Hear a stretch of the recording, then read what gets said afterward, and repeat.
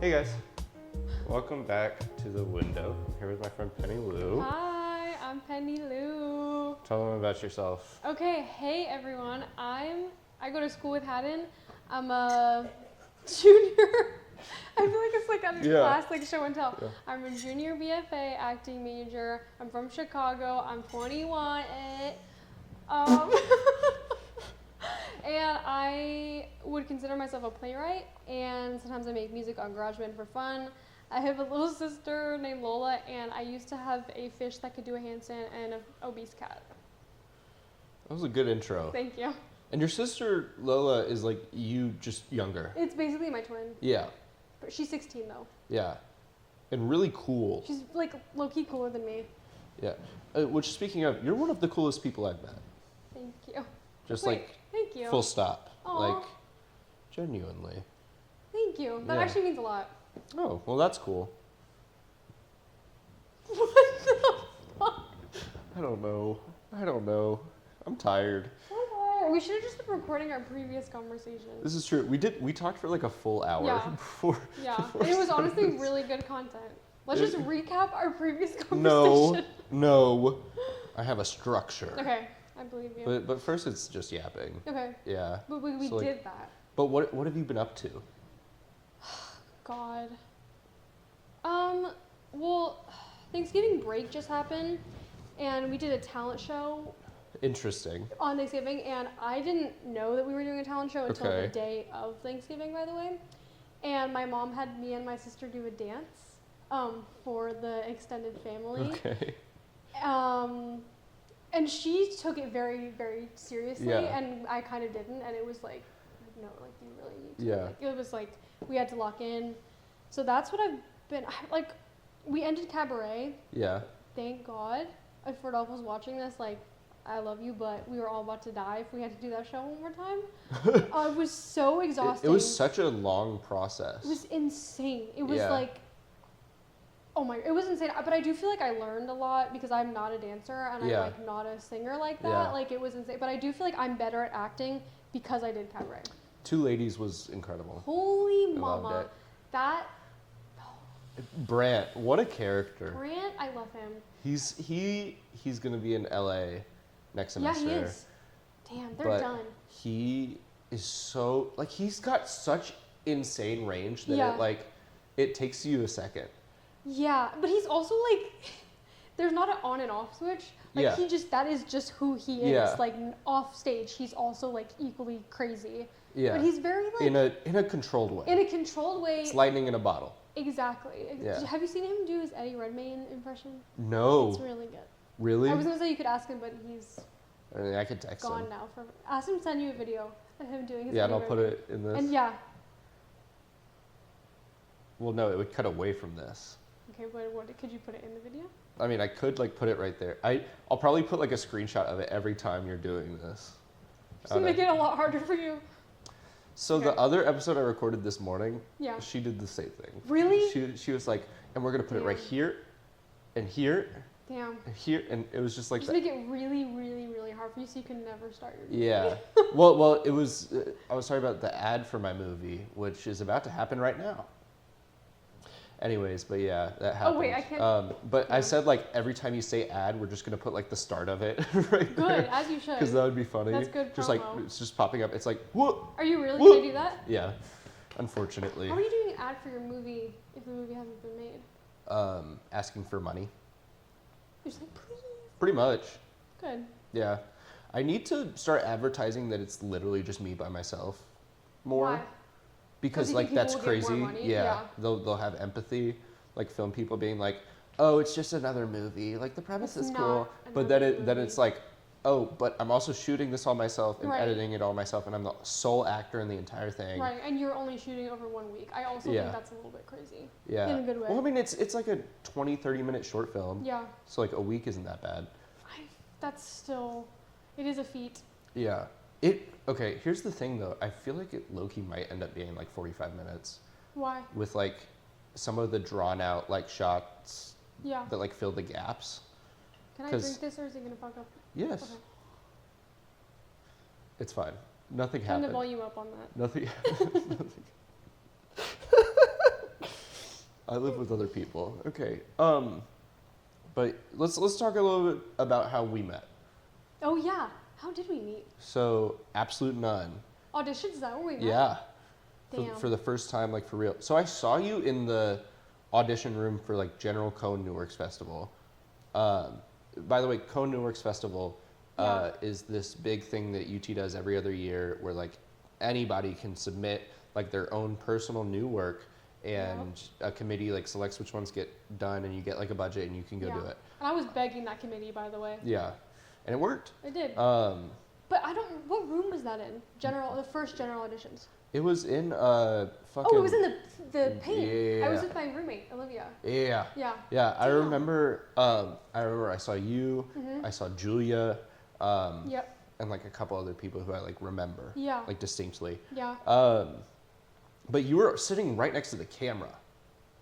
Was I? Yeah, and so I was looking at the camera, and I just kept seeing you, and you're like. It was subliminal messaging. No, I know. I like can't control my face. It was so many different emotions, and then that was during the monologue where I was like kind of blacking out a little bit. Yeah, I do that. But then I started the voices. Oh, I remember. And okay, you were dying, and I was like, okay. Yeah.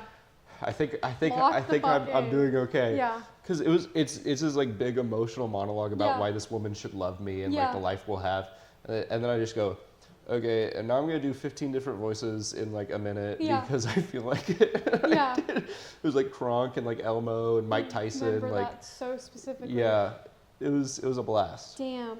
I remember my roommate Olivia also did have a lot of influence over. She loved you. She was like Really? #1 fan with you. And there was a girl who looked like Zendaya or someone towards the end, and I remember you and the girl who looked like Zendaya. I mean, I remember the people I cast too, but you and Zendaya were the most memorable. Okay. Because didn't Mackenzie also do an Elmo impression? I don't know. I remember 2 Elmo impressions. I know people were stressed the fuck out about those auditions, and Really? I like prepared literally that day. Good for you. No, I'm glad I didn't have to. I hate auditions. Like I did read the play for the monologue I chose, which I usually don't do. What play was it? Frankie and Johnny and the Claire de Lune. Never. By Terrence McNally. Is it good? It's incredible. It's just 2 people. Did he write something else? Yes, I think so. Okay. Yes. It's low key kind of similar to Absolute None. Do you have a copy? I have a PDF I can send you. Send me that PDF. I shall. But yeah, the play that Pennylou Zimmerman wrote is called Absolute None. Yes, it is.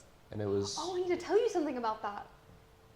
Drop. Wait, I'm gonna say this, and then if it doesn't happen, like, delete the episode. Yeah. But the do you episode. know? Is that not what episode? What's it called? I'll delete that clip. Okay, delete the whole episode. Okay. But do you know Pat Shaw? Yeah. Okay. So he reached out to me and a couple other people who he knew had written plays and was like, submit your play to this. It was like a website where you could submit your play to like all these different festivals. Yeah. And one of them was the Kennedy Center. And wow. Yes, and I submitted it because the award was like $2,000. Yeah, I was absolutely. like, yes, please, thank you. And the person from the Kennedy Center emailed me and was like, has there ever been a production of this? And I was like, yes, but it was like just put on by me and my friends. Like it was just for a festival to get feedback. Because I was worried that he was asking because he's like, oh, I like this, but we can't do it. There's no production. So, knock on wood. Yeah. Because it could freaking go. No, I think they just wanted to see like the vibes of it. Yeah. But isn't that'd be awesome. I know. Cast me. Hello. OG cast, let's go. Washington, D.C. Although Valet might be a little busy. Right. Damn. You know I work with Jacob? I work in Bass Concert Hall. Oh, yeah. He works. And you work with Haley Prince. Is her last name Prince? Black woman? I don't know Haley Prince. Okay. I know another Haley who works with me, though, who was in your play. No. Yes, when you were an old man. Yes. Oh. Is her name not Haley? No. Yes, it is. No. Yes, it is. No. Oh, yes. Yes, it is. Yes, it is. Haley, yes, she was like the main character. Like Cabal or something. And she played Jude. Yeah. Yeah, she's great. But I like barely see her, but I know her from your old man play. Thanks. You're welcome. But yeah, Absolute None. You want to tell them what it's about? Yes, it's about a group of like high school students about to go to college, and some of them are in college, just got into college, fresh college students, and they're all like locked inside of a diner because a alarm goes off that's like shelter in place, and so they all convince themselves that it's, oh wait, is that true? I can't remember if I changed it or not. There's like an alien invasion prospect happening where they're like, oh, like it's what not if, said explicitly, but yeah, like it's but like shelter in place because of they can't really hear what's going on, and so they're talking about like, oh, like what if it's an alien invasion? So they draw an alien on a chalkboard, and then they keep talking about like, oh, like what should we do, da da da, and they come to the conversation of like, oh, like okay, like if say we're gonna die, like what is your like wish, like what's your bucket list that you would want to do, and they all go around and say their bucket list. And eventually there's even like a scarier alarm that goes off, and they're all like, oh shit, okay, like maybe we should try and do these bucket list things. So they all try to do the bucket list things inside the diner, even though some of them are like either things that are too big or too small to like happen in this tiny place. And after that, an alarm goes off again that's like, this is a false alarm, da da da. There's a character Shakespeare who also comes inside and does some Shakespeare. Everyone becomes a bike and they ride a bike at some point. It's this like home displaced person. Yes. Yes. And he just like stays outside of the diner, and he's kind of like a reoccurring character, and everyone like knows who he is and they've met him before. And then he comes in and he's like, oh, rejoice, and then they all leave except for this one girl, Sloane, and she's like, oh, I need to go grab something really quick. Before we all leave, she goes and grabs it, comes out, and then the alien that they created on the chalkboard enters, and they dance, and the play ends. Yeah. Watching it, and like, here's the thing, like I know people liked it when they watched it, but like being in the room where we like talked about all the extra stuff, I was like, this might be the most cohesive, greatest story of all time. And then people were talking to me and they're like, so like what? I felt the emotion of it, but like right. What was this? And I was and like, oh, this was a metaphor for this. Exactly. And we had like talked about it, but it wasn't like so said. Specifically, right, exactly. Yeah, that is something that's like scary about art that you make, because it was so clear to everybody in that room. But I think that's kind of a good, as long as it's not it translated. Yeah, exactly. Because it was very easy for all of us to buy in. Yes, yeah. And that's something that is difficult when like you're not getting paid for something. Like it's difficult to really buy into a production. Of course. Even if you like want to be a part of it, for everyone to do that and to have that community and that culture. It was really special. It was really, really special. Yeah, it is hard to translate stuff, but I think that like it's also like kind of, because it's so vague. Well, it was like vague and specific. I think that's how things can be vague. Like if you make something so intensely specific, I think the vagueness of it comes from that, because everyone can relate to something if you know exactly what you're talking about, I think. Yeah. Yeah, but I played the character Angelo. Yeah. The callback process for the show was a fucking nightmare. Oh my god. Wait, I want to hear how that was from your guys' perspective. No, it was terrible. It was terrible for us too. Because like the first round of callbacks where it's just like everyone in a room reading and like all that stuff, like it was fun messing around with new people. We did that improv argument with Sammy, and I felt so clearly the character. Yeah. And I was like, what is happening? Yeah. And then I like texted you and I was like, I have to be involved with this. And I was like, you're involved. Like, yeah. I was like, I'll do set. Yeah, like, no, not like really. Whatever. I saw that. We were like, okay, check. And next, like it was very easy. But then it was me and Jacob got called back for Angelo again. Yeah. And then I was like, okay, so I'm fist fighting with this guy for Angelo. Yeah. Oh, there is like, crazy. That's what it is. And like originally there are 4 women and 2 men in the script. Yeah. It's Mikey and Angelo are the 2 men, and then there's Henrietta, Sloane, Mary. How am I forgetting? No, that's it. It was 5 people. Yeah, it was 5 people. Because it was a cast of 6 with Tawanda, who was Shakespeare. Yes. Yes, that's what it is. So it was originally 3 women, 2 boys, but then after an extra week of calling me and Jacob back. Look, it was hard to read for Angelo. Yeah. And like during one of the callbacks, you were like, we're thinking of turning Henrietta into Henry, so that like, because we think like we want to flesh them out more and we want to make this character like real, and so you had us read those 2. And it was so weird, and like me and Jacob started getting close because of it, and we was all part of our talked about art, and then you're like, oh, by the way, we changed Henrietta into Henry and we cast both of you. Yep. I was like, oh my God, thank God. But that's what you gotta do with new work. You can do whatever the fuck you want. Like you can, because I was like, how are we gonna do this? And I was like, wait, I wrote the play. Like I was like, I'm really glad that, we wanted you and Jacob so bad. Like we would, Natalie and I in that, you know, the lecture room where we had like, we would sit in there and we wrote people's names on the board and stuff and we were crying. Like we were like, we can't do this. Like it's so terrible. Like it was really, it was traumatic. Like and we like still see people in the hallway who we didn't cast and they still bring it up. I'm like, wait, like, okay, like we like, let's move past this. It was so I think it was so clear from the beginning, like from an outside perspective, like that you had something special with this script. Like it was so kind. Very easy to tell. Yeah. Even from just like how much you clearly like believed in it. Yeah. But you're your own biggest critic, so you're always like reserved in how much you believed in it. But I could see it in your eyes. Yeah, I was very like it was like I was very like fiery and passionate about it, but I didn't want to like. You didn't want to hype it up. Exactly. Yeah. But I was like, it is like nice to work on something that you're invested in, even as like the writer. Yeah. Because it's like, I don't know, like it's very rewarding, but it's also like to see other people feel the same way that you feel about it is like, I don't think there's a better feeling ever in the whole entire world ever. It's just like, yes, like I actually made something that made people feel creative and like feel inspired. I still have people like recognize me from it. Really? Yes. Oh, like that's awesome. non-theater people. Really? Yeah. I was in a callback for this short film, which I got cast in. What is it? It's called Dude. Period. Who's making it? Stephen Wynn. Okay, don't know him. He's an RTF student, but I've seen some of the stuff he's done. He's really good? He's pretty cool. Yeah. But I'd never met him before, but I showed up for the callbacks, and I was like, I feel like I've seen you somewhere. Yeah. And he was like, I don't think we've met, but I saw you in that play. Oh my God. And I was like, absolute none. And he was like, yeah. And that's like, awesome. That's crazy. Wow, that really is crazy. And it's like at least once a month. Seriously? Yeah, like walking around, someone's like, dude, you were great in that play. And I'm like, what? That makes me so happy. Yeah. Wow.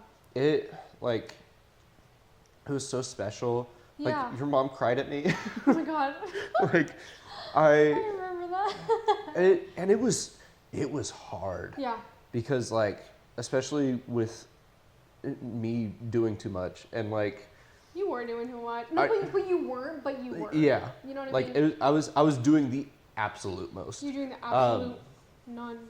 But most. Exactly. Yeah. I just like pulled my hair out. Because like I like made this whole backstory where like my mom died of cancer. Yeah, I remember this very clearly. Yeah. And like before showing up to the scene, like where it starts, I had gotten in an argument with my dad because he started dating again. It's only been 3 years. And like my mom died of cancer on the same day that I got my first car, and she was so proud of me for working for it. And I drove in that car and sped and like got a ticket literally to the hospital, and she had died because I was too busy like purchasing the car. I didn't get the calls from my dad, and then he called me, and I went there and I saw my dead mom, and I didn't get to say goodbye and all this stuff. And so like, did you have any happy memories or? So my happy memories were all with Sloan. Oh wow. Because it was so early on, like my mom wasn't sick yet. Yeah. Wow. Damn. And that's how like the connection was so strong. Yeah. And that's kind of why I fell back in that familiarity with this job and like trying to find her. But like before every show, I would like look into my own eyes in the mirror, like listening to music and like blocking out the noise, and I would be like telling myself like in character like he moved on too quick, like like really like building, and I would cry before every show. I remember Sammy being like, yeah, he's like crying. I was like, wait, what? I would cry before every show. I didn't cry a single time on stage. Yeah, but that's good because you don't. They probably didn't call for it. If you didn't feel like, did you not like go out of it? Like when you go on stage and you feel the people looking at you, does it not take you out of it for a second, or are you so in it? I'm always in it. Yeah. Wow. That's Hashtag in it. Hashtag in it. Like, you know, when you're like really focused on something and you're like looking at it and everything around it starts to go blurry, that's the feeling. Wow, I need to like take advice from you because I have a hard time. I can like get into it and then I know I'm on stage. Yeah. And it like takes me a second to be like, oh, hey, everybody. Yeah, I think the pre-show process is like very important. Yeah, absolutely. Like very important. Yeah. And so like for that show, like I didn't. The reason I never cried on stage is because it would make Sloan uncomfortable. Wow. So like there were plenty of times where like my character wanted to. Yeah. Like when he says like he misses his mom. Yeah. But he's not going to. Yeah. So yeah, I did the absolute most.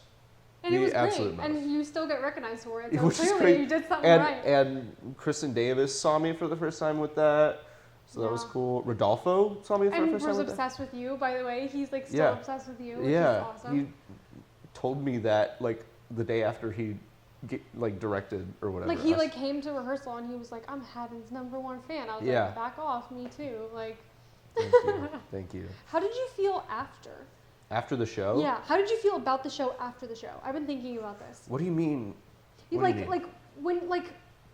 after the show, there a couple months went by, I think, and then it was summer break, right? Yeah. Because I remember during summer break, my mom was like, we have to watch it. Like, I want to talk to you all about it. Yeah. And I was like, I don't want to talk about it. I don't want to, like, I couldn't. I low-key still need to, like, rewatch it. I do, too. We should have a cast watch party, although everyone's literally about to leave, so maybe when we come back. But, like, I personally needed a lot of space from it. Yeah. But now I'm like, I want to talk about it. I want to watch it. I want to do it. Do it again. I really want to do it. But it's like, for a couple months, I was like,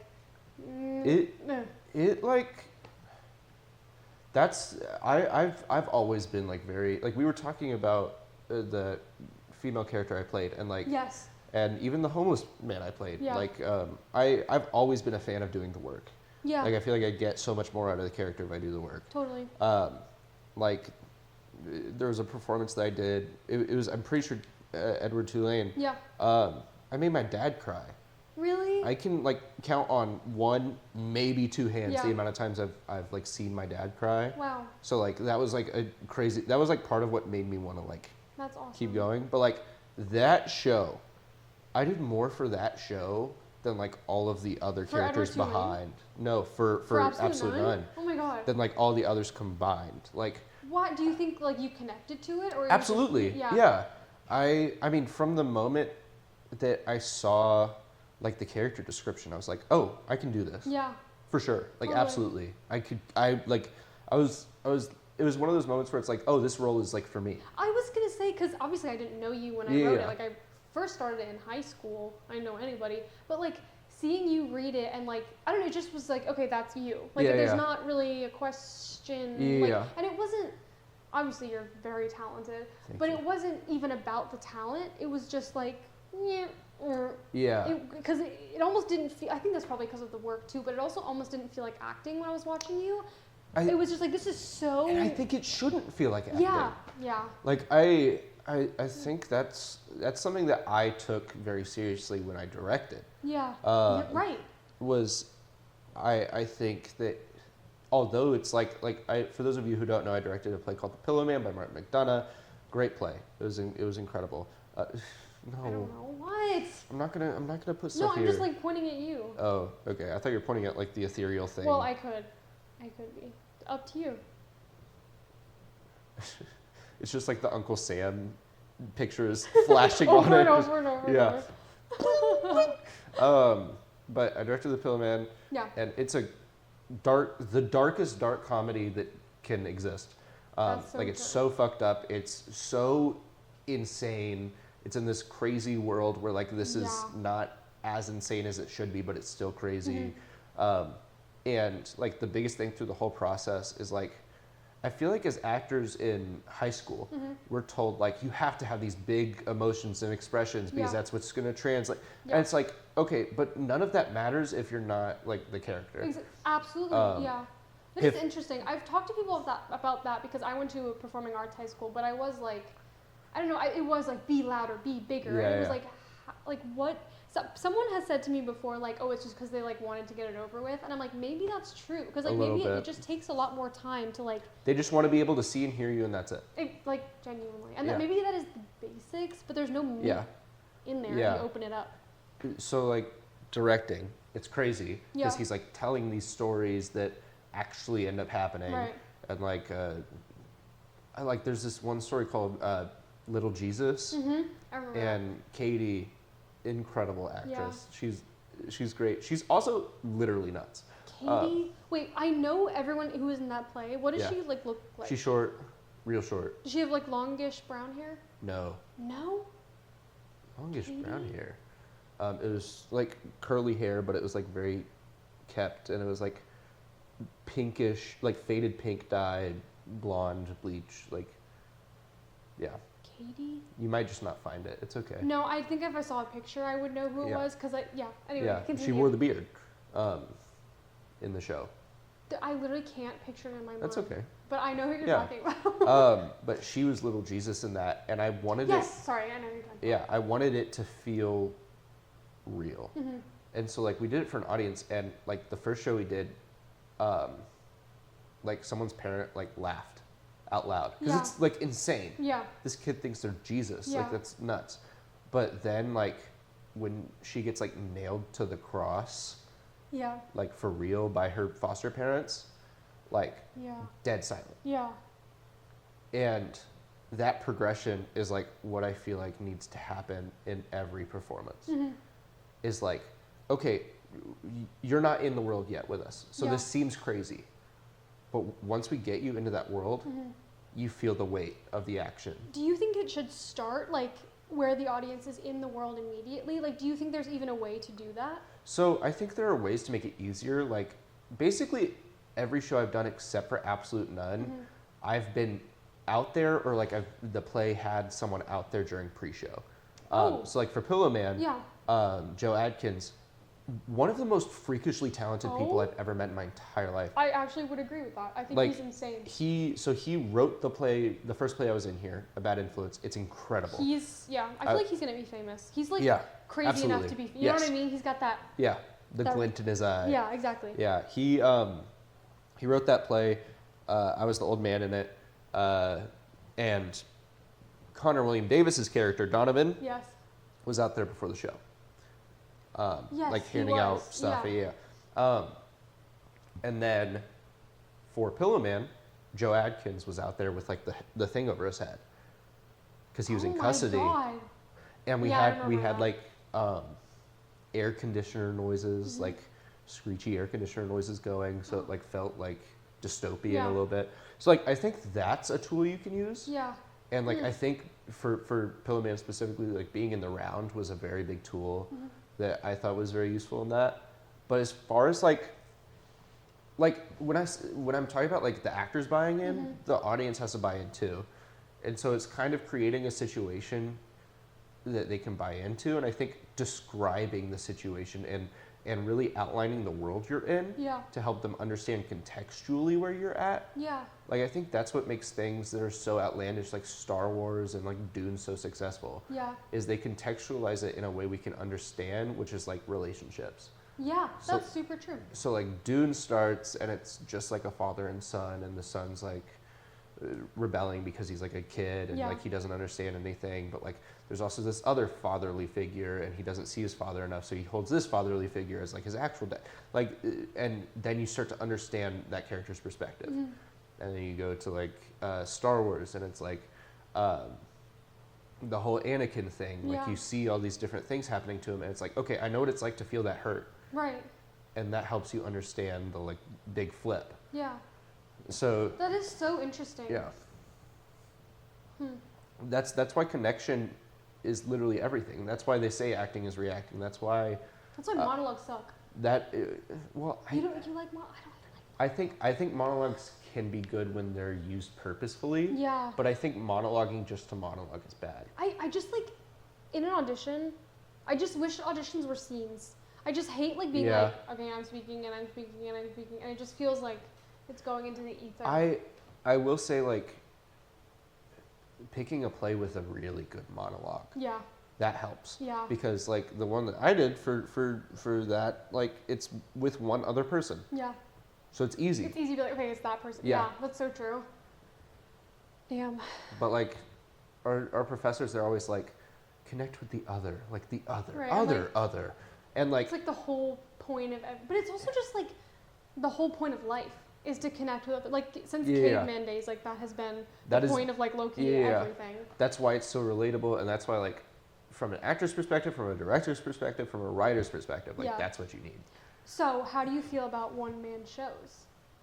So, I think it really just depends, because, like, you see Andrew Scott's I like was Uncle literally about to Vanya, say, yeah. and like you can see the connective tissue within each of the characters that he's portraying, and like somehow he's my favorite portrayal of all of those characters, and he's literally all of them, and like I don't want anyone else to ever act that play again except for him, and he's the only performance I've ever seen of it. So Really? it's yes. I think me too, actually. So I read it through the lens of like these are different characters, and then I Right. saw him do it, and I was like, this makes more sense. Yeah, he's perfect in that. It's just He's incredible. perfect. I mean, have you seen his Hamlet?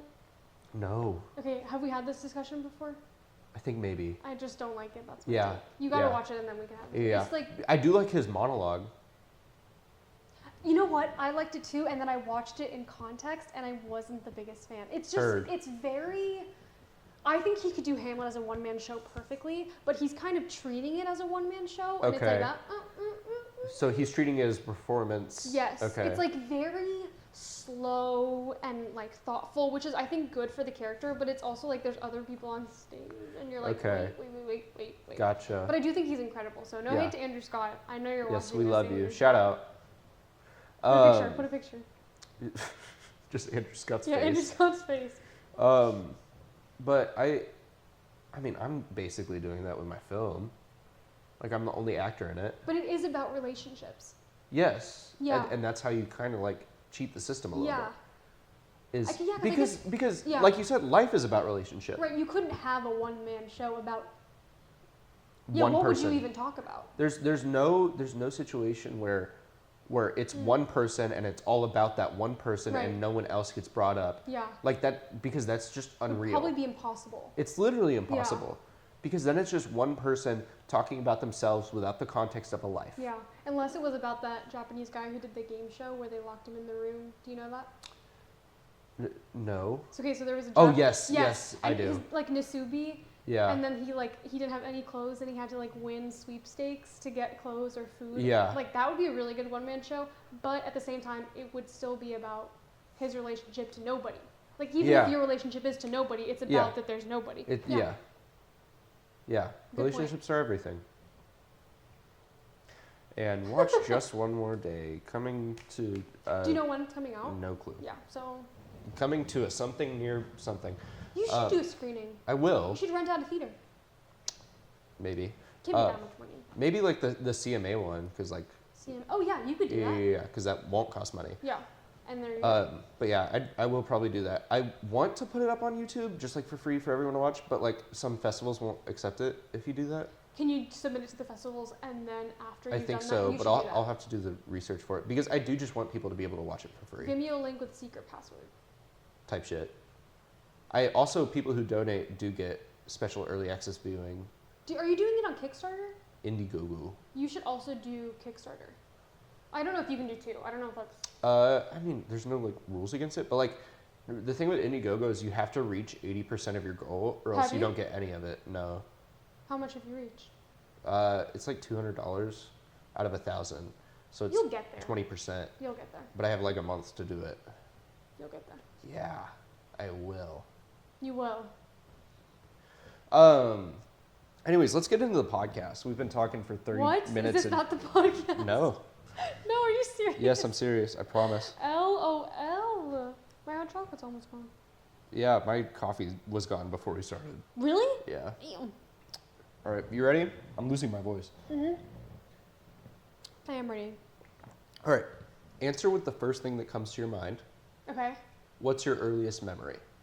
Oh, okay. The first thing that comes to my mind is going to Disney with my dad. Because my grandpa was actually, I almost said one of the founders of Disney. That's just like not true. He was Walt Disney. He was Walt Disney himself. His head is frozen in my basement. Right here. Right here. Oh, my grandpa. No, but wait, let me finish my thought and then come back to that. Yeah. Because my grandpa like helped work on the rides very early on at Yeah. Disney, so my mom got to go for free, and then both my parents worked at Disney, so Disney's my earliest memory. However, is it? That's my question. Yeah. Because I think it might just be from a picture. Yeah. Like I don't. Yeah. I see the picture and I'm like, okay, I remember being there, but I'm like, do I remember being there? So that's maybe my earliest memory? Question mark. What's your earliest memory? Well, I give a new answer every week. Okay, so Because what's your I think earliest is a very loose term when I'm asking this question. That's why I say first thing that comes to mind. Okay, yeah. Like your first in early memory, beginning of your life, Yeah. beginning of sentience. I think I was like memory. 3. Yeah. So like on the first episode of this, I Yeah. gave like the answer of like the actual earliest memory. And it is that I was sitting in front of the TV at my grandparents' house on my mom's side, watching live action Speed Racer with my grandpa. Okay, what is live action Speed Racer? So you know Speed Racer? No. Are you serious? I don't know That's Speed Racer. that's really funny. Really? What is it, like car So racing? yes, but it's about this like guy named Speed Racer Okay. who like is like the best car racer. It was like this anime type thing, and they made a live action like American version of it. Okay, and is it incredible? It was so bad, Oh, but like okay. I just remember watching it. Yeah. Because I remember like the Mach 8 car, but like it was the black version, and it was like I remember it very clearly. That's very specific. Yeah, but this week Okay. I'll say it was. I don't know if I've actually told this one yet, but if I did, you'll hear it a second time. I was in Tennessee. This is very early in my life. I was like newly 3, I think. Okay. I was in a Cars tent. Like I had a Cars tent that like A Cars I think themed tent? like it had Lightning McQueen all on it and Okay. stuff. And I loved sleeping in the tent on my bed. So putting the tent over your bed? Like on. Okay. Like on the mat because it was a small tent. Okay. It was like very small, and being a child, my bed was small, and so I put the tent on like I had bunk beds because they got like donated to us from someone. Okay. We got it for like free. Yeah. And so we had 2 sets of bunk beds instead of like Two normal sets of bunk beds? Yes. That's awesome. And so I on the top bunk put the tent on, and then my dad had like a fairly good laptop for the time, and this is 2008. Okay. So it's like not a very good laptop. Yeah. But Kung Fu Panda was like my favorite thing, Yeah, and so of he had course. a DVD player in his laptop. So I was in the tent, and I have like a blanket around me. I'm like, "Can I watch Kung Fu Panda on your laptop?" And he's like, "Yeah." And so he puts down the laptop, puts Kung Fu Panda in, starts it, and I'm just sitting there watching it, full attention, That sounds in this magical. Cars tent. It was Wow, great. remember when computers had DVD players? Yeah, it was nuts, right? Dang. That's a good memory. Do you think that, like, going back to your earliest memory that you could think of actually, which was, I literally already forgot it. No, watching Speed Racer. Yeah. Do you think that has anything to do with who you are now? Because I'm like, does that Disney memory See, have anything to do? that's why I ask the question. Really? It's like I think it's so interesting what we hold on to. Yes, yeah, And like what we bring up yeah, immediately. Like when we think of early memory, yeah, it's like, oh, this is what comes. Why does it come to mind? Like right. it can be like kind of foreshadowy. Where like one of my friends, Evelyn, Yeah. she was on the show, and the show. The show. Yeah, she was here, and her earliest memory was watching The Wiggles. Oh, and yeah. and she's in theater ed, and so I was Yeah. like, that's very like that translates very Interesting. well. But then you have Chandler, Mm-hmm. and theirs was I picked up a worm and ate it because I wanted to know how it tasted. But I feel like that's the very foreshadowing of Yeah. Chandler's personality. Like, I'm not, But Chandler, it's, love it's, you, it's but personality, but like it's not the same. that's not, doesn't mean anything It's about their so, life. But what if like- it does? Well, I talked to them about it. Like they're very adventurous. Exactly. Like they try new Exactly. things all the time. Yeah. They love just doing It's stuff. like, you know when it's like in some cultures, like babies will pick up, they like put a bunch of stuff in front of the baby and they're like, baby, pick something up. And Yeah. then it's like money, you're going to be rich, or like a pencil, Yeah, you're yeah. going to be smart. Yeah, It's like that, yeah. Except worm. except worm, and then you eat it. And you're Yeah. going to be crazy. Yeah. You're You're gonna going be to be crazy. insane. I'm trying to think, well, because I remember Disney because, well, ice cream. I do like ice cream, so Ice cream's pretty good. maybe that means something about my life. But also, like, the actors, I remember, like, all the actors and, like, the Winnie the Pooh costume Yeah. people, so I am an acting major, so maybe that means something? I don't know. I didn't like fully comprehend that like actors were a thing until I started doing theater in 6th grade. I don't think I did either. Like, I think that that wouldn't have meant anything to me when I was 3. Yeah. I would have been like, okay, it's literally Cinderella. Like when I see someone in a movie, Yeah. I was like, oh, this is them. I don't even think I knew what a movie, I don't even think that meant anything. Yeah. My dad was a big movie guy. Yeah, that makes sense. So he was always watching movies and he would take us to see movies, Yeah. even ones that were really bad. What was the first movie you saw? In theaters? Yes. Where the Wild Things Are. Damn, is it good? I've never seen that. So I need to rewatch it, but Okay. I was terrified by it. But it's really good. Yeah. Yeah. I remember seeing WALL-E, and I remember it for 2 reasons. Wow. One, because I was probably 3, like I should not have been there. Yeah. Because I remember sitting in the chair and turning to my dad and being like, this chair is not going to hold me. And my dad was like, it's fine. And then being snapped up in the chair, because I was 3, by the way. But then I remember leaving WALL-E halfway through and like being in the parking lot with my dad and being like, this is a terrible movie you took me to. Because it was so scary, so loud, like... I was also terrified. Because you're so young. What was And WALL-E is an incredible movie. It is an incredible movie, but but when you're 3, like you don't also, care. Where the Wild Things Are, how old are you? Yeah, I was like 4. Like that's not, I don't know. Yeah, like seeing a kid literally get swallowed whole. Yeah, like, it's not, oh my god, is that what happens? That's like one of the scenes, yeah. Yeah, that's not, maybe not something you want. I need to rewatch it though, because I do too. love the story of Where the Wild Things Are. Yeah, like, I remember the book. Yes, exactly. Same. Damn, that was a good book. When did you start reading? Early. I feel like I started, When did you learn how to read? Well, because I was telling you I went to that Chinese kindergarten. Yeah. So I went to a Chinese immersion school for 1 year of kindergarten, I think. And half the week we only spoke and learned in Chinese. And then the other half of the week we only spoke and learned in English. And then I went to like normal, I think I probably learned in 1st grade. Okay. Yeah, I think because I went to public school in 1st grade, and I think they were like, okay, like you got to learn. And I was like, okay, no problem. But do you know Waldorf school? Yeah. So my mom was like a Waldorf mom, but I wasn't a Waldorf kid because that school was like $20,000 to go there. But Waldorf is like, the curriculum is very specific. You learn to write when you're in like 3rd grade. Wow. So it's because like for some reason that's like better for your development. Like that's how we should be learning. But so I was in public school reading from 1st through 5th grade. Like I was like obsessed with reading, like because like we read like I read it like 8th grade level. Whatever, like not to flex. But then my mom started teaching at Waldorf, so we got to go for free. So in the middle of this public school education, I transferred to Waldorf school, and everyone was like smarter than me, but in a different way. Yeah. Like they weren't smart like in the like reading level way. They were smart in like an actual intellectual way. Like and I was like analysis. Yes, like, and I was like, I'm reading Diary of a Wimpy Kid. Like I don't know like what y'all like. It was there was a difference there, but I was a really big reader. 1st to 5th grade. What was the first book you read?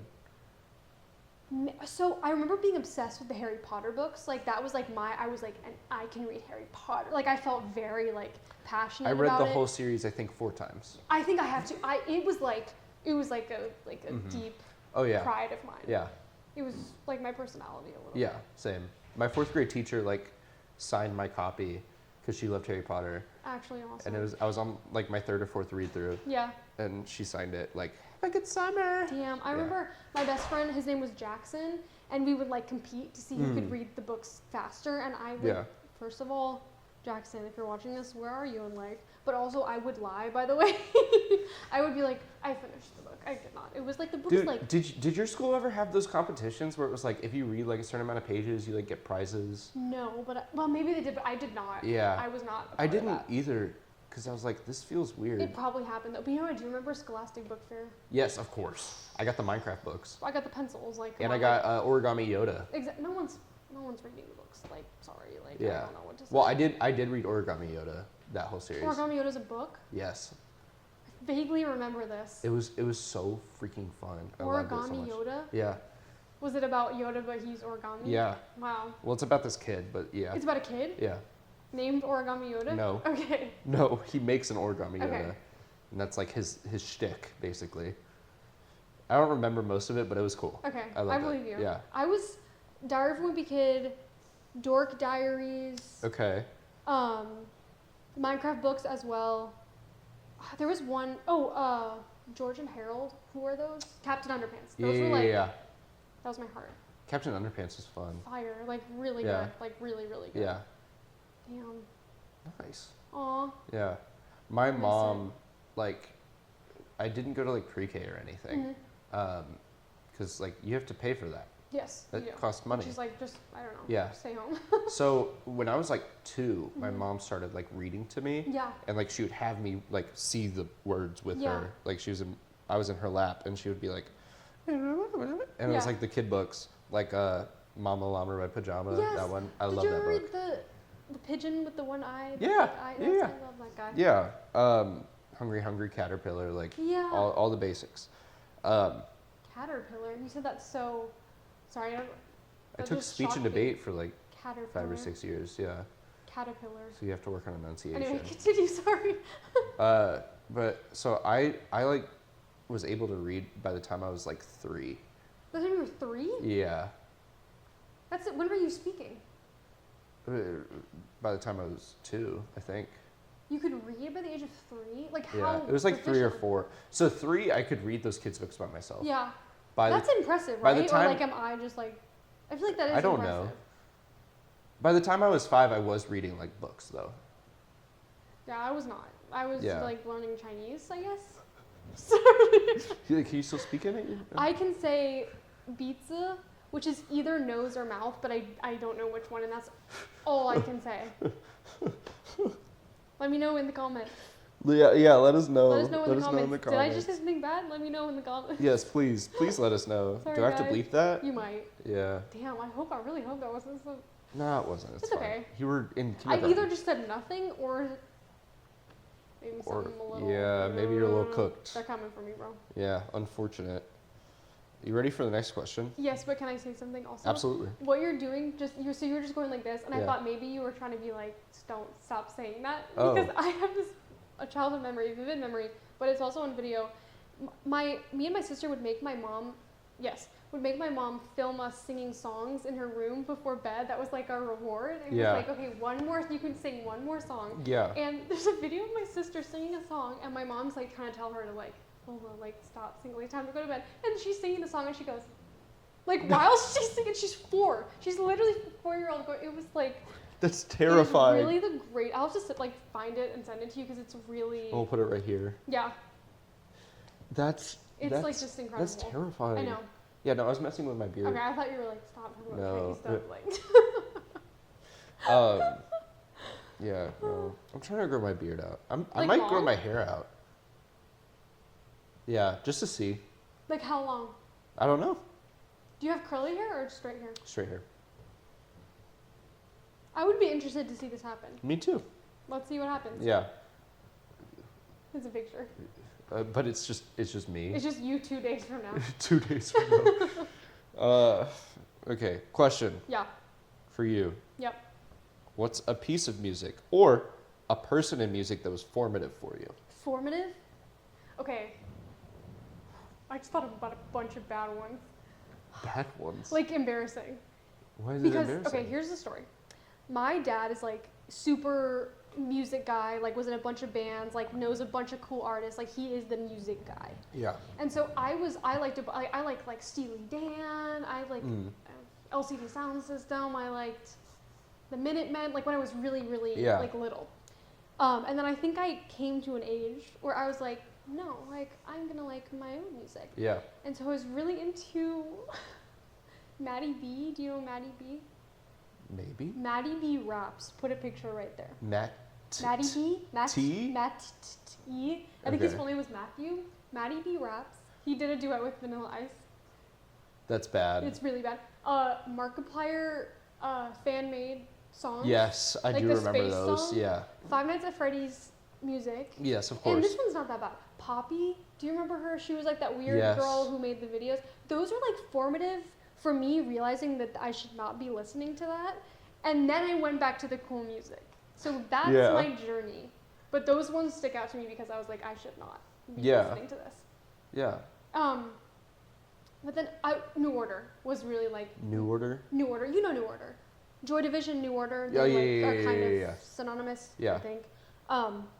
But that like brought me back into music. I would say New Order. Okay. That's my answer. What about you? Well, first off, why was it so impactful for you? Oh, God. Well, I think I just come from public school where I was like loser city. Like I was such a like. Yeah, me too. I was so like most people are losers in public school. Yeah. But then I went to the school where it was like 15 people in the class, And I felt like I could have my own like personality and like own opinions, but my own opinions were like those of a fourth grader. So I think like I was like, okay, well, Markiplier and Five Nights at Freddy's, like this is my personality. Yeah. But then it transformed in like 7th and 8th grade, where I went back to my dad's music, where it felt more performative. Because like this part didn't feel very performative. It just felt like I just kind of liked that music and like that was who I was. Yeah. But then it was like I liked good music, but it was also like for my dad and for these other people. Okay. So I think it was formative because it was like, which one am I? Like you kind of stopped performing a little bit. Yeah, in like both categories. I think. Yeah. Yeah. I think everyone had that like performative music phase. It's because it's something really easy to be performative about because you don't have to buy anything. Yeah. You can just be like, and this is what I like. Or like reading a book. It's like, or someone says like, I liked this. And it's like, I love it too. Yeah, but then like you maybe don't. Yeah. But then you're like best friends in elementary school because of it. Exactly. And then it falls apart because of Yeah. it. Wait, what is your worst music taste era? Worst music taste era? Like I was being really vulnerable here and like I need to what part of your life was this? This was 4th and 5th grade. Oh, wow. I had a couple of bad eras because like I didn't choose much of the music I listened to growing up. It was a lot of punk stuff because that's just like what my dad is into. He was a metal drummer. Which like is very cool. Like my dad was music guy, your dad was music guy. They'd probably love to share an old fashioned together. I'm sure they would talk my dad can talk forever about music. It is like, woo. My dad can listen. You know what? They should have a play date. Yeah. We should set our dads up on a play date. Dads, I know you're watching. Right, leave a comment. Oh wait, dads. Wait, let's make a like more picture of them like having fun. It's gonna be terrifying. It's gonna be really scary. But it's right there. Hey, okay. This is gonna be a nightmare for you. Yes, it will. But it'll keep me busy during break. That's so. Well, I feel like you might just be a little bit busy with a little bit of something else. But that's fine. That's okay. It's okay. Yes. So I had a couple eras Okay. because like I could only listen to like CDs and it was Okay. like Kids Bop stuff. That's okay. And I had like a CD burned of like Minecraft music. But that's cool though. Because like someone had a Minecraft party and this was like right as Minecraft came out. That's cool. And they like burned CDs for everyone who showed up. Yeah, that's awesome. And so like I had those, but I also really loved Maroon 5. And not like songs about Jane Maroon 5. Like the V album with like animals where he's basically talking about being a predator. Baby, I'm praying on you. Oh. That was like my favorite song. That's a good song. Well, no, it's not. I listened to it with my little brother in the car. Mm-hmm. This was like when I was moving in here actually. Okay. And That's recent. And he goes, well, because we were listening to like 2010s hits type stuff, and he's hearing the lyrics and he goes, didn't he get in trouble for this? Wait, he did, didn't he? Because he like had misconduct. Wait, was he the guy who was like, you're a bot? Yes, It's yeah. him. But That's he rough, also that's he also did other stuff. Did he? That's like. Did he? Yeah. And so then I'm like, I think so, and my brother just goes, Adam, stop! Oh my God, no, that's how I listen to. That's how I feel when I listen to Maroon 5. I'm like, Adam, stop. Your brother was right. Adam, stop. But like he just started yelling like, Adam, we know you did this, but like He's admitted stop. they're gonna play that in court and be like, Adam.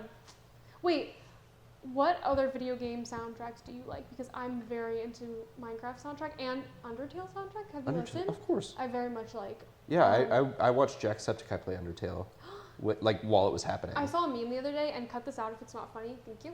Yeah. But it was a what's the Absolute Cinema guy? And yes. It was like Martin Scorsese. Martin Scorsese. Yep. Sorry about. I know Jacksepticeye, but not Martin Yeah, Scorsese. yeah. Like, but it's like the caption was like me when I'm watching YouTube in 2012, and the YouTuber starts talking to his evil alter ego. Yes. Like do you remember his? I don't remember his, but I remember Dark Markiplier. Darkiplier. Darkiplier. Yeah, and What was his name? Darksepticeye. That's what it was. What was going on? But also like Wilford Warfstache and Yeah. dude, the Markiplier lore. The short films, the Markiplier short films. Like Who Killed Markiplier? Incredible. Cinema. Exactly. I'm excited for Iron Lung. Iron Lung. What's that? The movie that he made. He made a movie? It's not out yet. I'm gonna freak out. I had a Markiplier folder, and I was like, really, that was like my best Dude, friend. I still love Markiplier. I love Markiplier. I watched all of Unis Honest as it was happening. Like I did not get that into Unis Honest, but I did like it when I watched it. I literally I've seen like probably 70% of Markiplier's videos. He's the Try Not to Laughs. Oh my god, are you Dude. kidding? That was like my background Yeah, after yeah, school. yeah. Like that was Absolutely. That was it. That was Of it. course. Markiplier. And I didn't even really watch that much Five Nights at Freddy's of him. Did you play Five Nights at Freddy's or did you just watch? I only watched the Matt Pat videos. I was never that into Matt Pat, which you would think all those Yeah. people at this But like the Sorry. lore, I was always so into world building, and Yes. Matt Pat creates a world out of literally nothing. That's I need to get into him. And I know I'm then- like a little bit late. But. And then yeah, he's retired. Whatever. And then Markiplier, like with like the Who Killed Markiplier stuff, and like all the Yeah. different characters that he Yes. has, and like Oh, Markiplier yeah. in space, and Did you watch the one where it was like choose your own adventure? yeah, that's a High School Markiplier in space, like that's all that stuff. He's Markiplier in space. Like Dude, he's so talented. he is so Like talented. and they had like a touring improv show that he did with his friends. I didn't know that. Yes. I would have gone. No, I was like embarrassed. I was like, I was. Oh, ashamed no, of I was Markiplier. proud. I should have been proud, and I'm proud now. I mean, it was mistakenly proud at the time because he had like red hair, and yeah. Is that when he had the glasses? Yeah. Yeah, and I was really into Panic at the Disco too. This is a Really? segue into my bad yes. music era. 8th grade, I was listening to like emo rap, and so I stumbled off of punk and like Emo rap. yeah, it was bad. Like not the good stuff like XXX Tentacion Right. or like even Lil Peep. Like I still fuck with Lil Peep. I like a couple Lil Peep songs. Like Star I'll be the Shopping first- is literally peak. It's a good song. It's so It's a good good. song. I think Nuts is incredible. Nuts, is that him? Yeah. Oh, I don't know. Beamer Boy. Like I was super. Falling Down was great. Yep, Falling Down is good. I still fuck with him. Yeah. If I'm ever like really sad. But Yeah. this emo rap, it was kind of like just like there was this one called like Suicidal Thoughts was like a song Okay. by this dude named Josh A. And it's so bad. I'm scared. It's I'm so gonna listen bad. To it later. And I'm then I gonna text listened you to. and be like, Do you what the hell? remember early TikTok? This song called Genocide by this guy named Lil Darky. Yeah, and it's like an 8-minute song. So I was super into Lil Darky. I Like, knew a couple of his songs. Like I will say I don't know if I liked them, but I Dude, did know of him. Maybe too much. I listened to his whole discography. Like I was a big fan. I will say there's one song, and Okay. I had like 30,000 minutes listening to this one song one year. Okay. Called what the fuck is it called? It's something Electric Dandelions. Okay. By him. Yes. Okay. I'm And looking this up. it's super sad, which is why I listened to 30,000 Yeah. minutes. But That's it's like really bad. yeah, no, it's 30,000? yes. There. Do you remember the song Cradles? Also early TikTok. Do, no, Dun, no, dun. no. Yeah. Yeah. I love had a year that. where I listened to only that song for 100 days straight. It was crazy. It's nuts.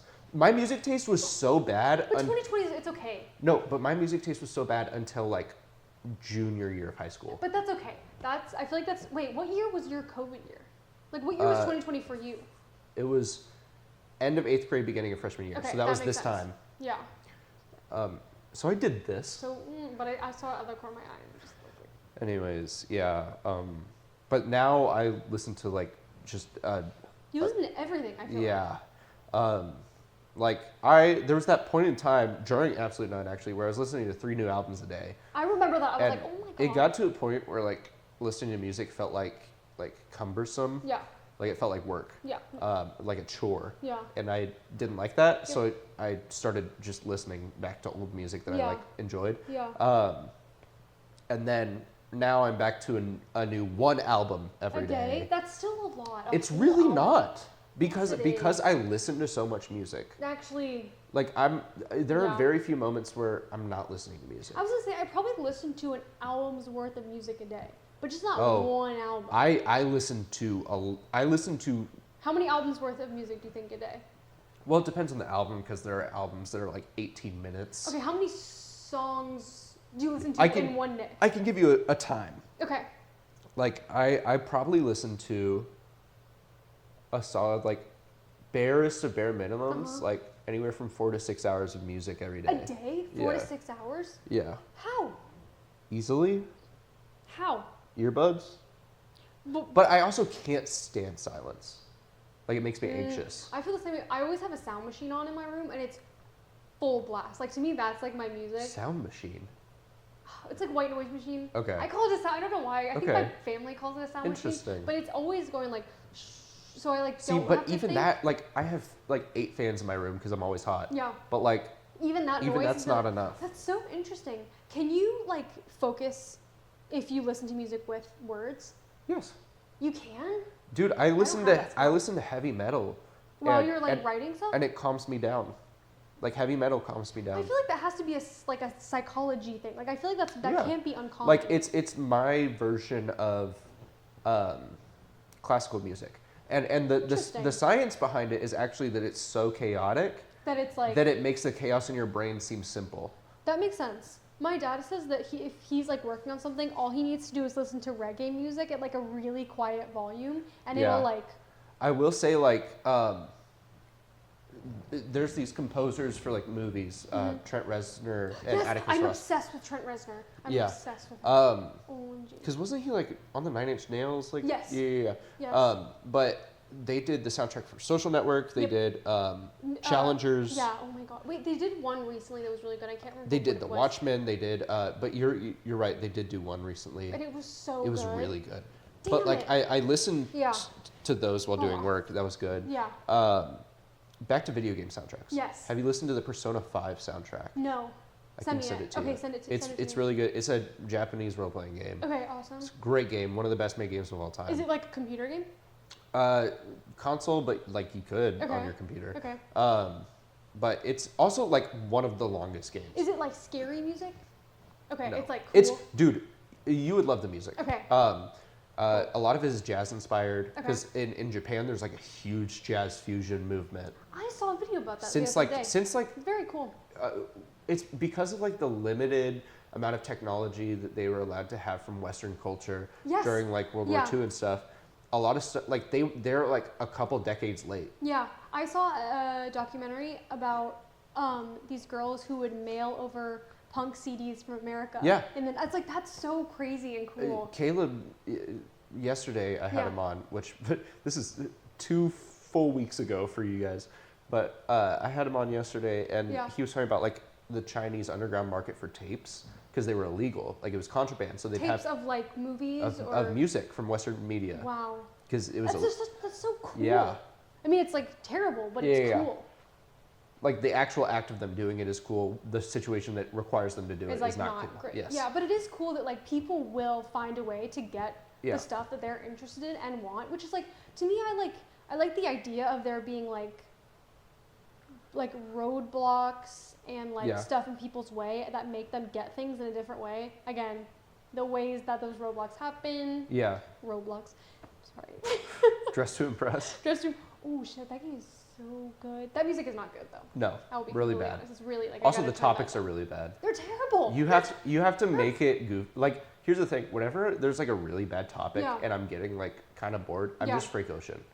Exactly. I literally just make Frank Ocean and I'm on the podium every time I'm Frank Ocean. I was about to say, and you're number one every single time. Like, no. Not number one. It's always number 2 or 3. That game has flopped. Something happened. I'm angry. Dude, I remember I was like this really terrifying like spider. I was actually playing with Mia.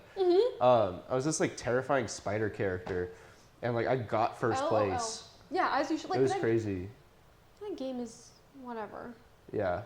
If the Dress to Impress creators, I'm sure it's like a 10-year-old kid. Like, I'm not about to hate on them, actually. No, it's not a 10-year-old kid. Okay, well... To develop a game, like, I feel like the 10-year-olds now... No. Like my brother's 14. He's so smart. He's also dumb as bricks. Yeah. My sister... Okay, I'm not going to say that. I bet she's watching this. Love you. Same with my brother. And I also love you, piss boy. That's why I call him.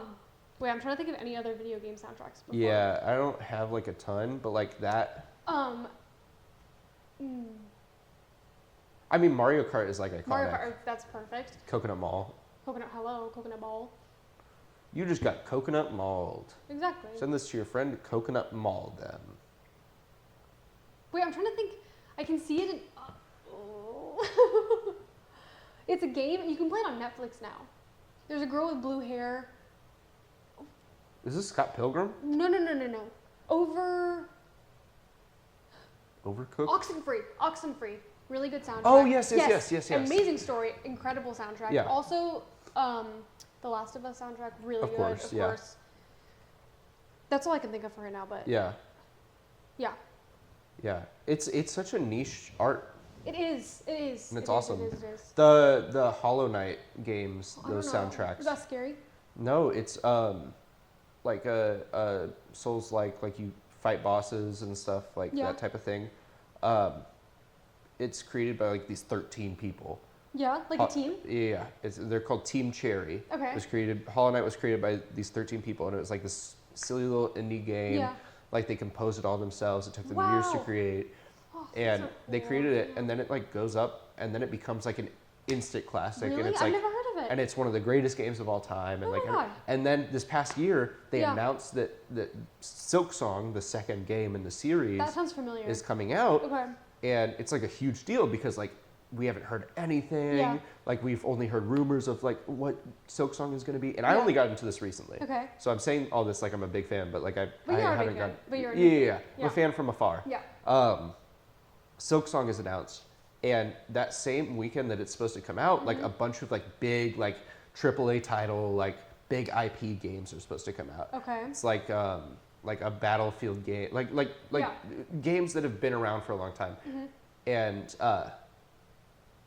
so those games come out and Silk Song comes out, like the market almost crashes Because so like many so people- so the Nintendo like digital store Yeah. like the eShop literally crashed because of the amount of traffic they had for Oh people my God. purchasing Silk Song, That's amazing. and it's a team of 13 That makes people. me happy. I'm like, you guys did what you wanted to do. It's like, because that makes me so it's happy. art. It's Yeah. like how Undertale like got such a big following, and like the Damn, yeah. Deltarune stuff. That Like game is good. yeah, I was gonna say something I don't remember. Whatever. So many things are coming into my mind right now. say them all at once. They're gone. Exactly. That's what Yeah. they would. Oh, Octodad. That's what that just reminded me of. You ever- Octodad was fun. Octodad, Markiplier, Jack. I think Yeah. they all played that. All of them. Everyone. PewDiePie. Yes, of course, PewDiePie. Hey, That what's was- up, bros? Wow. That's really- PewDiePie. Doesn't he have a kid now? Yeah, Damn. he said like it's the hardest and most rewarding job he's ever had, and Having that a kid? and that the reason that he's Yeah. slowed down on content is because like being a dad takes more effort than anyone wants to admit. Really? Yeah. That's cool. He also got jacked. Is he? Dude, this was like a good couple. This was like right after like bitch lasagna was a thing. Like my God, a bitch a lasagna. year, like after the T series thing, like a year and a half after that, PewDiePie was ripped. Damn. Like he was huge. He was lean. Oh my like God, good for him. and he married his wife. Queen Yeah. Marcia. Yeah, we love Remember her. Marcia. I'm glad that they're still together. I am like, too. They've been dude, together for a while. and Amy and Mark just got married. Did they really? Yes. Damn, I have not been It keeping was like- up with my guys. It was like a month and a half, 2 months ago. Like it was oh really my recent. God. Wow, they've been together for a while. Yeah. Damn. And they did also lose one of their dogs, not Chica, the other one. I don't remember the other one. Yeah. That's so sad. I know.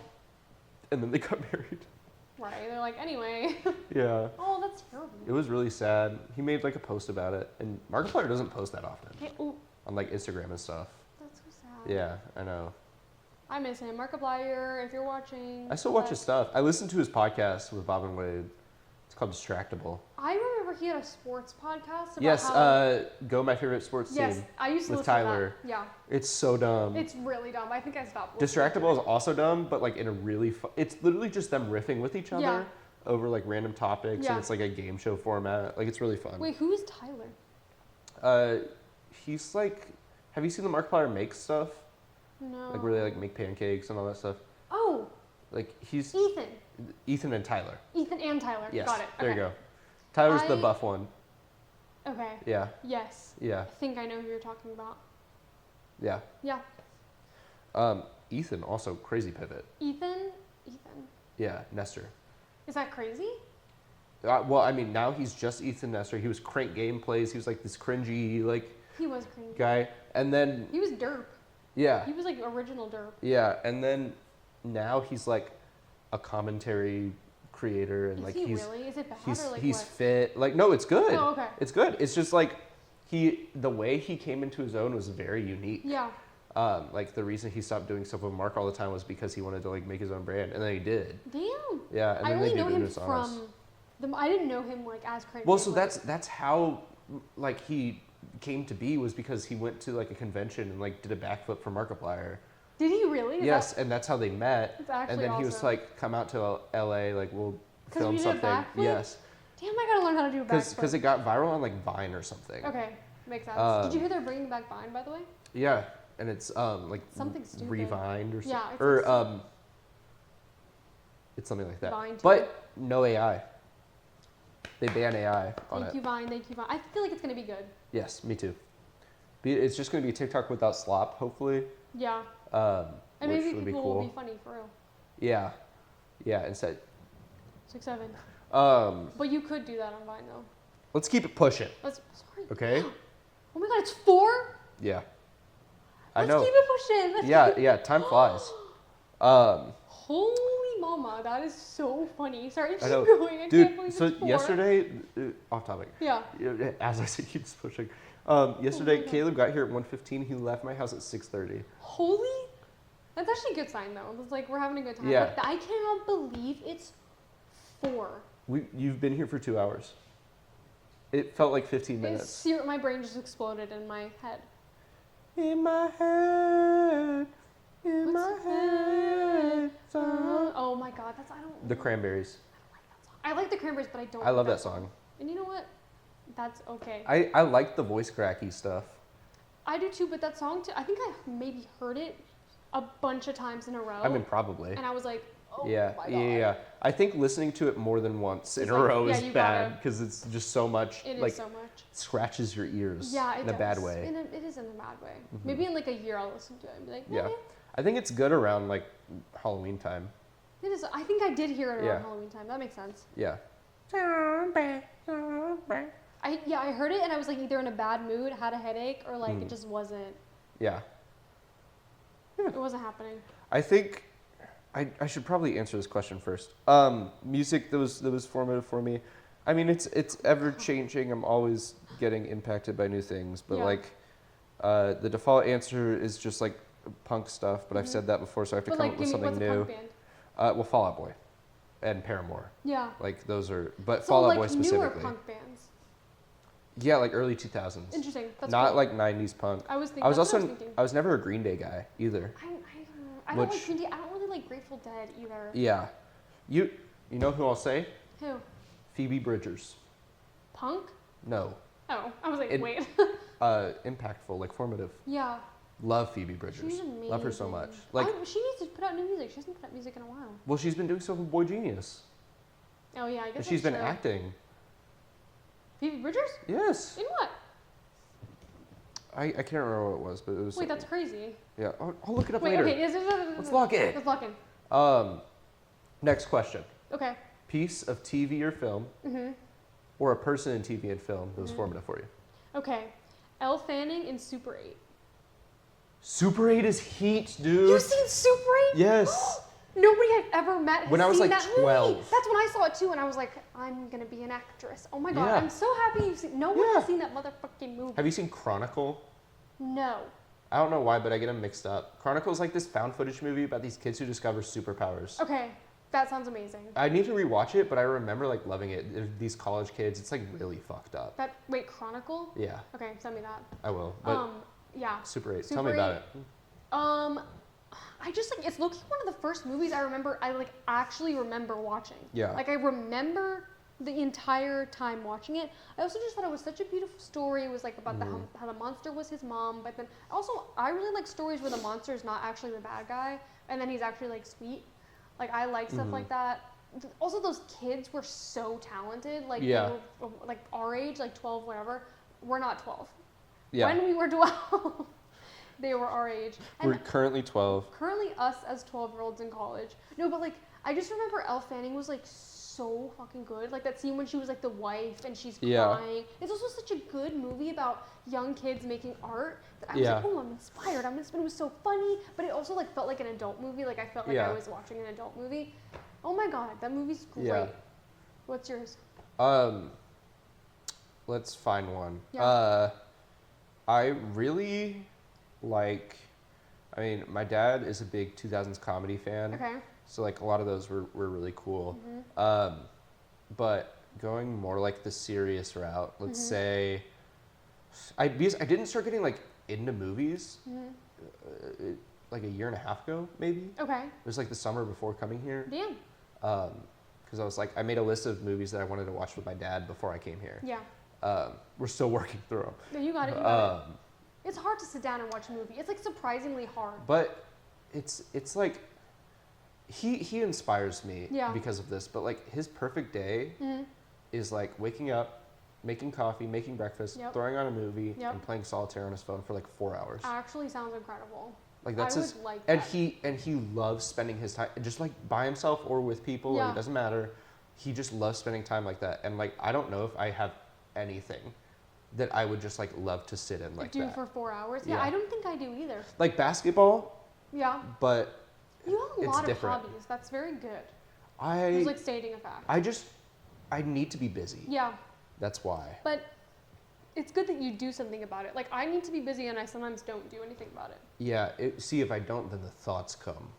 And then you got to listen to Phoebe Bridgers. Then I have to listen to Lil Peep. Oh, then you listen to Lil Darky. Yeah.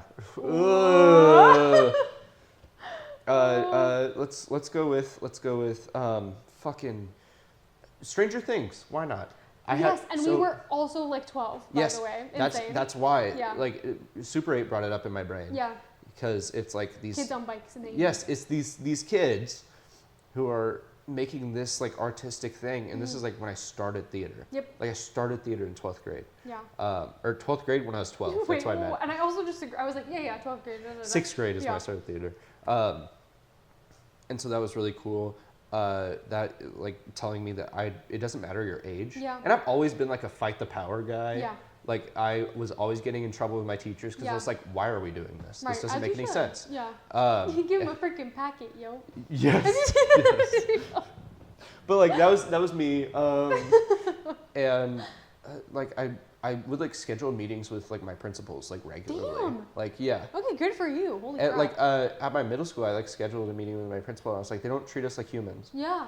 Like there's an obvious power disparity between teacher and student. Yeah. But we are at the same level as human. Like it's elder, it's the younger person, sure. Yeah. But if you treat us like animals, like sit when we tell you to sit, go potty when we tell you to go potty, like all these different things. That's insane. Like, and so I got like some policy changed at my middle school. Good for you. Yeah. I've always, but also like, this is really bad. In kindergarten, I like threw a table at my teacher. And you know what? You were in kindergarten. Yeah, and I'm bipolar. For those of you who don't know, I have bipolar disorder. I'm medicated now. Kindergarten, I wasn't. Also, by the way, just found this out. Alan Richson is bipolar. Who is Alan Richson? Alan Richson? He's like really buff. He's huge, like tall, buff. He's Reacher, the TV show. He was in a movie with Henry Cavill. It was like Gentlemanly Fighting or something. No, I gotta Google him. Yeah, I'll probably I'll see if I see his face. But he was in Blue Mountain State. It was a football TV show. But anyways. Friday Night Lights. Have you seen that? No. It's fire. I know. It's on my list. Every time. Friday Night Lights. Stranger Things. Yes, it taught me I could do something. Yeah. I'm trying to think of like what the turning point was because I wanted to be a theater teacher first. Really? Before like an actor. Do you still want to be a theater teacher? After I'm done. Yeah. I think like what McConaughey's doing, like I think that's kind of like our responsibility. I think so too. Like if you have long-term success. Yeah, it's important to. I also think what is bad about the public education system and art is that people go to school to teach that. They don't go to school for that. So they don't know how the actual professional realm of it works. I was thinking about that too. I was like, it's not weird, it's just interesting. Yeah. Like it is, okay. Something I like about our You Teach program is that they encourage people to go out and do it. Do it, yeah. But I still feel like it would be cool, like my plan was always to go to school for acting.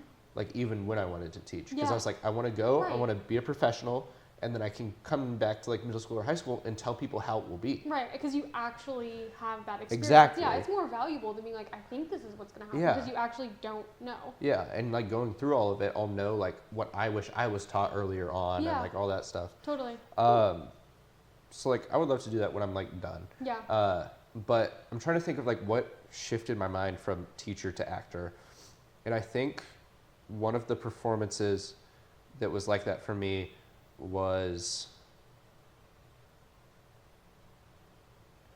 I mean, obviously Interstellar, Whiplash, but I think After Sun is like something that solidified it for me. Because Paul Mescal, it's so sad. And you know all the like backstory with like, yeah. Like watch After Sun and then go look up like all the backstory behind the director and how it's like a true story and like about her experience with her father. Like it's that's a beautiful it's perfect. movie. And that girl is amazing. That Oh little yeah. girl. Yeah. Crap. Yeah. Have you seen Normal People? Like an episode. So turn off the video, go in your room and watch all of Normal People right now. I'm actually good. No, actually you probably are good because it'll probably ruin your life a little bit. No, I would rather read the book, to be honest. I tried to read the book. The writing was really hard to read because it's written like there's no quotations. Oh. Like it's just like she said, and it's in the paragraph. And Okay. It's like, whoa, so I didn't. It hurt your brain. Yeah. I think that's the thing that Irish writers do. Because I read another book by an Irish writer, and it was the same. Like I was like, how was this supposed to be? Yeah. I just got to get into it. Hey, I need you to give me a list of plays to read, by the way. Okay, I think you might have read some of them, but yes. Have you read Dance Nation? Nope. Number 1, that's what you got to do. Okay. Number we 1. can talk about that later. Okay. Though. Yeah, I don't know. Paul Mescal being He's sad. So good. And I've always loved sad shit. I get it from my mom. Yeah. Sad shit's the best because it's like, it's so, I don't know, it's love so it. vulnerable. Like my film, it's going to be so sad. I love it. But like my mom, we'll be talking and just somehow she gets to like the saddest topic and just brings it up and I go, womp, womp. And she's like, oh, I did it again, didn't I? That is awesome. Oh my God. Aww. But I've realized in adulthood, I've started to do it a little bit. Yeah, just a little bit. So we're like talking about something and then I bring politics into it. And it's like, ooh. And it's like, oh. And I'm like, oh, I did it, The race to the bottom. Yeah. It's okay. I love sad shit. It's okay. All right, next question. This is our last question, actually. Dun, dun, dun, So we can expand on this a little bit if you would like. Let's do it. Who's a person, a human being, in your personal life that was formative for your art specifically? My art? Damn. Oh, there's so many people. Yes, of course. Wait, okay, no, okay, I'm not gonna talk about that because I'm not trying to get into glaze. Well, glaze. You know, Aaliyah Smith, she's better not watch this because I'm so humiliated.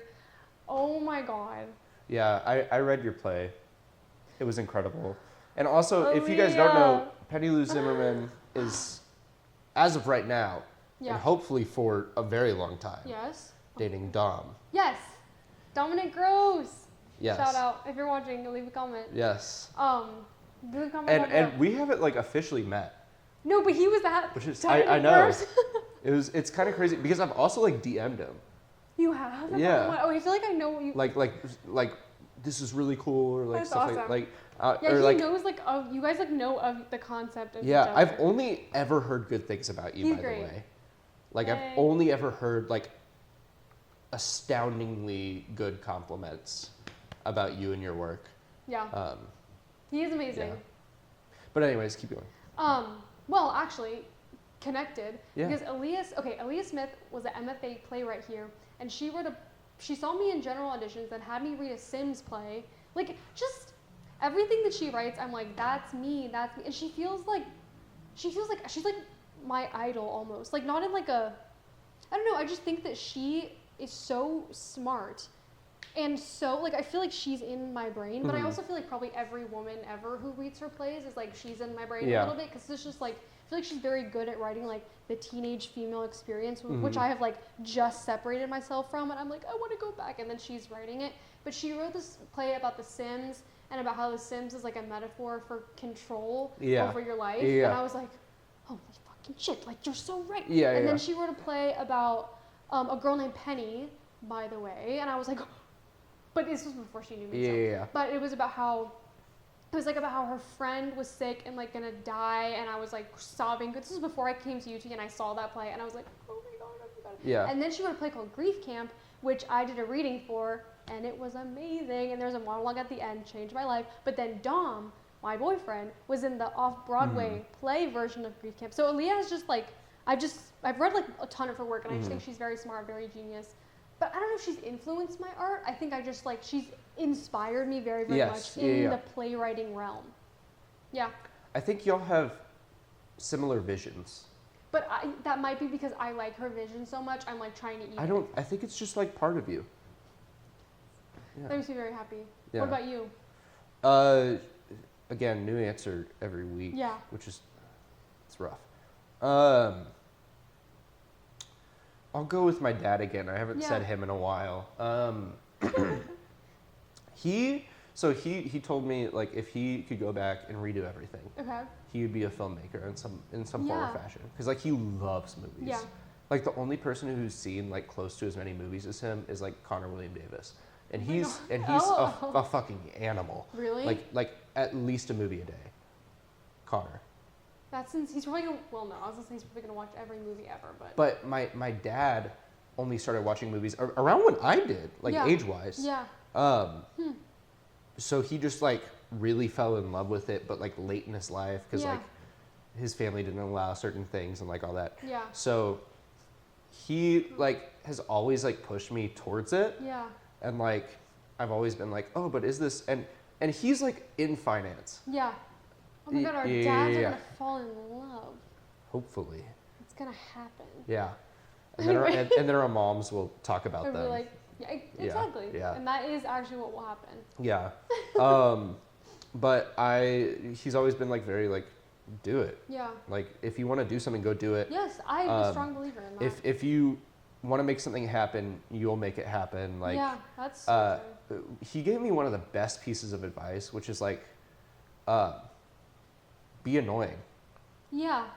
Like I like that advice. If you're trying to get in contact with someone, like it's an employer, it's like everybody is like sending them an application, nobody's calling them. Yeah. Nobody's showing up in person.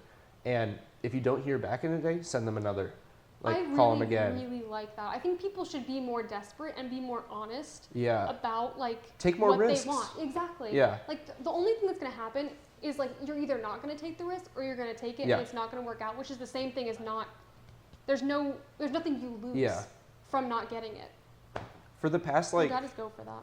For the past like year or so, I've been practicing like radical honesty. Yeah. Like I haven't told a lie in the past like year or so. Holy shit. Like I'll joke. Yeah. I'll make a little joke. I'll do a bit. Yeah. But like I won't lie. That's awesome. Is it? It's like, so is it easy. Hard? I was it's gonna say so it can't easy. be that. Yeah. Like it takes literally no thought. I was gonna say I can't imagine you're like lying day to day. Yeah. No, but like I think like we talked about this because I was like I feel like people should, if you want to be friends with someone, just like ask them to be friends. Yes. Like kindergarten style. Yes. And that's what I did with you. Yeah. I was like, will you be my friend? I remember that and I was like, hell yeah. Yeah. But because the thing is like when you're the person receiving it, it doesn't feel weird. But when you're the person who like sees someone and you want to be their friend, it's like, oh my god, if I ask them to be my friend, they're gonna hate me and kill me. I have, like, I could probably name like 10 or 12 people who feel that way about you. They're like, I want to be her friend so bad. She's so cool. And I'm like, talk to her. Who? Expose. I will later. Okay. I want new friends all the time. That's what I told them, and they're like, but she's so intimidating. Like, they're like, she's a genius and she's pretty, and like that's what they're saying about you. I'm literally tell them to have one conversation with me, and they're gonna change their mind about wanting to be my friend, because I'm gonna be like, I don't think we can do that anymore. No, cut that out. That's saying it. Guys, apology video coming soon. Apology video dropping right now, crop to my face. Guys, I just took voiceover narration class and I had a cartoon character in my mind that I was voicing. However, it didn't come across like that. And next time, I'll be more aware. Thank you. And then we zoom back out. And then zoom back out. And then I'll do this and there'll be a picture of the cartoon character. It's just Ed from Ed, Edd and Eddy. What is that? The Nickelodeon show? I never seen. That's sad. I was actually whoa. I was a pick. I was picturing of that hippo. Hippo? That's what I was picturing. I was picturing that people would talk to me and I was a cartoon hippo. Look, when you take Corey's voiceover narration class, this will make sense to you. So I could have taken it this next semester. Wait, next semester? You should take it. But I'm going to wait to take it with the BFAs. The BFAs what year? Our year. Like my year, yeah. You can do that? I thought it was just if I go and like I feel like he's gonna do that, yeah. Ask him, yeah. Well, I heard Kristen whoa. I'm not gonna say this. Okay. I heard they were being a little stickly about letting people in the BFA classes. I understand that. But like also like most of the BFA classes I've learned you can just take. Like and they don't care? Yeah, like not with the BFAs. But separate from the BFAs? Yeah. Like I'm taking acting for the camera with Corey. Like that's not the BFAs class. But he has it specifically for BAs? I'm pretty sure. Okay, because we did not get that class. Yeah. Which sucks, because I think he's very smart. Yeah, I've only heard good things. He's really weird, but like in a good way, in a scary way. Yeah. You're gonna like him a lot, I think. I feel so. Have you met him before? Maybe. You've probably like felt his aura, like pass Oh, for by. sure, I felt like, his aura. Like, yeah. He's like a magician. Yeah. So I've heard. He is. Yeah. Heaven Carter loves him. And I love Heaven Carter. Yes. Let's talk about I also recorded an episode of this with Really? her. Yeah. And that'll go up the day after New Year's. Which is January 2nd. Is New Year's January 1st? Did you not know that? Have you seen that meme that was like new holiday dates just dropped and then it's just like the holidays? That's not a joke to me because I forgot when Thanksgiving and Christmas were. Thanksgiving is the last Thursday. Forgot Christmas too. I was like, I don't. It's the 25th of December. Yeah. Do you know when New Year's Eve is? Well, I'm assuming it's the 31st. Good job. Well done. Thank you. Thank you. It's bad. I have no sense of direction, no sense of dates, no sense of like Time. Pretty much, well, yeah, because it's 4 o'clock. It's actually 4:30. Yeah, there's a lot of stuff that I think would probably be good for me to know in my life. Probably. I feel like this is like now turning into like an expose. Yeah, I love how I'm dark too. I know, I was like. So it's just on you. Let me tell you about all of the worst things I've ever done in my life. Just kidding. Okay. Anything else you would like to talk about? No. No. Do you know what I mean? But I'm trying to think of something that would be like fun. Or closing remarks. Closing remarks?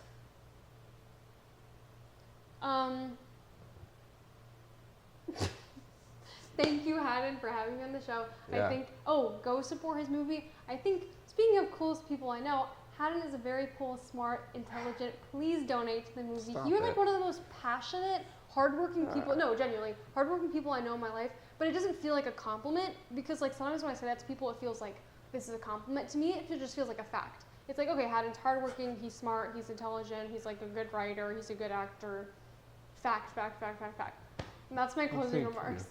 That's that I will cut that. What? Why? No, I'm joking. Don't cut it. Thank you. I appreciate that.